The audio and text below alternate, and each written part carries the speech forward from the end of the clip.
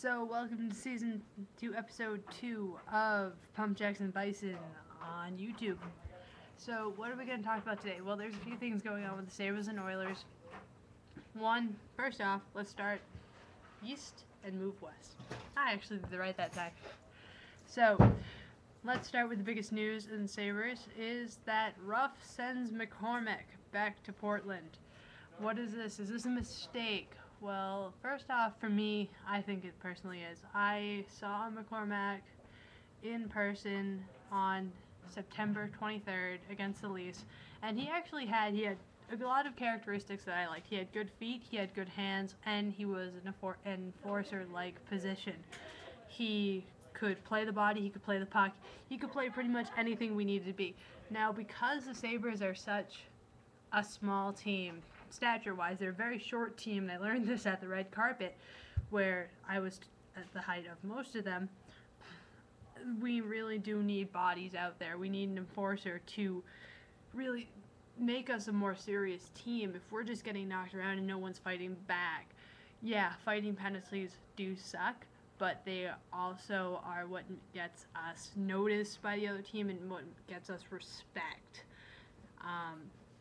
It's not just going to be our legs anymore. It's a lot more legs in today's NHL than it was in the past NHL, no doubt.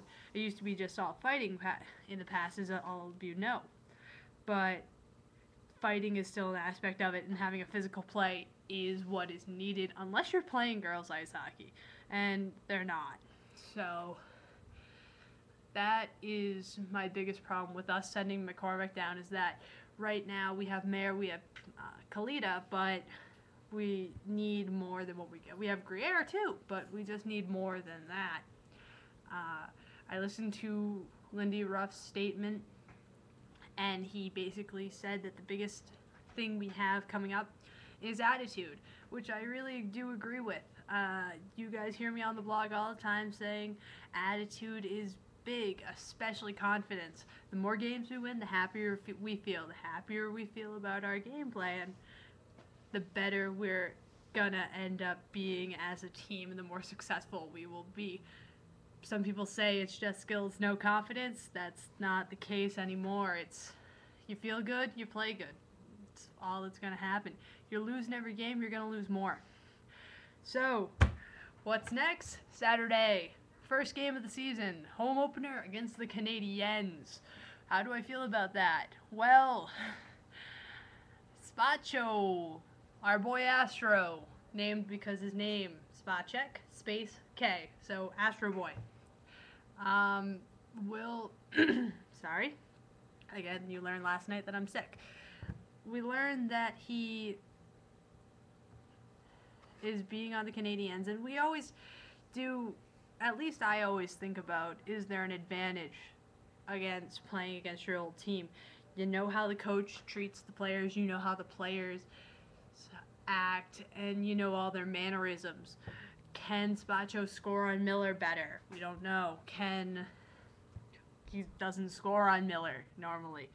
Can he defend better against our forwards because he knows our forward style of play and is scrimmaged with them? We can't guarantee that he can't. Granted, he's not going to reveal all our secrets, but there's a little bit, it makes it interesting, and I've always thought about that. Does having a past teammate on the opposing team change it up a little bit? Personally, I think it does. You don't want to hit your friends, but you also, it's kind of a little bit of a friendly pissing contest, I like to say. But yeah, that's all I have to say for the east side. Basically, what of McCormack going down to Portland? If you're out there and you want to post a comment down in the comic box, I'd like to see what you have to say. How do you think attitude does matter? And what do you think about Spacek? What do you think about just past players in general playing against your own team? Moving westward, I'm very proud of that. So, Shremp was put on waivers by our new coach, and he was sent down to the Islanders. Is this a mistake? Personally, I don't think it's as much a mistake as people are thinking. A lot of actually Sabres fans are concerned that we didn't get Shremp. They're saying that there's a big fight, how he plays in his own end, this, that, and the other. And you know what? The Islanders are rebuilding themselves, and I think that might be best for Shremp. It might get him to be a better player in the future, and they might build on each other, kind of like what they're doing with Tavares. Tavares will only build with the Islanders as they build. Shremp did do some good for the Oilers. I'm sad to see him go. I did gain some attachment to him, but at the same time, he wasn't such a critical player that I'm very, very upset about it either. So I guess we can deal with that. It's not going to be a great loss, I don't think. Reddox was put on waivers. Now, and Peckham was sent down to the farm. Wow. Reddox provided great opportunity. Reddox did have good skill. I do remember seeing him a lot, and I do remember a lot of his goals. I do like Reddox. I'm sad to see him go, but I know that when he goes, we have a lot more opportunity to deal with Eberle. We have a lot more opportunity to deal with our prospects, which I want to see what some of our prospects. We have some of the best prospects. I want to see what they can do. Peckham, on the other hand, I'm very sad to see Peckham go down the farm because mainly he's a very physical player, and not that the Oilers really need more physical players, but they need more of a controlled, I guess.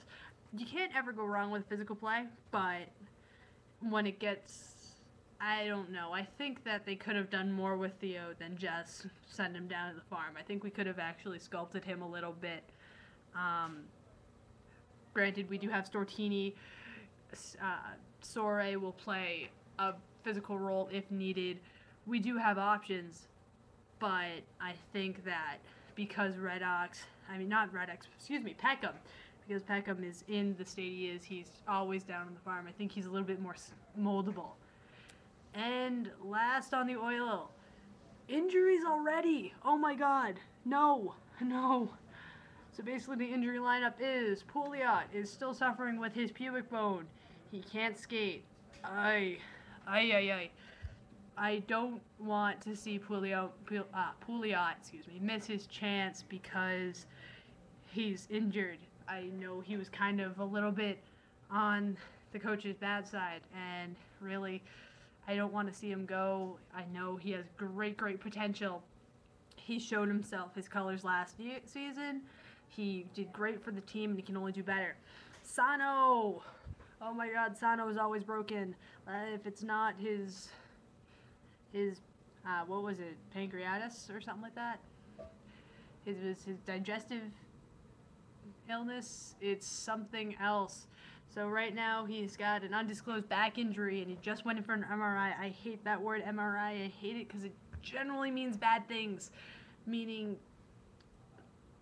we probably won't see him Saturday, I can only guess, which I don't want to. He's a good player. He's a veteran player. He knows what he's doing.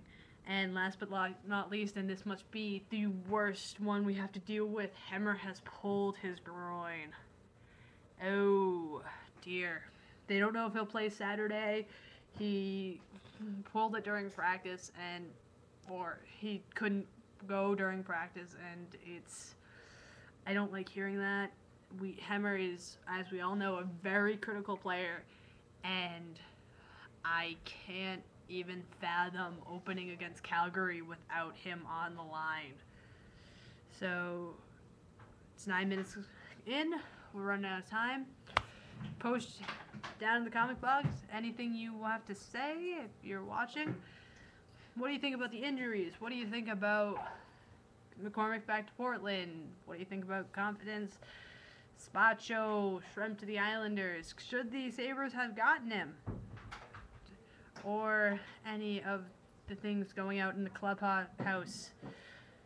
Yeah, I'd love to hear from you. This is PJ, your favorite juice box, over and out.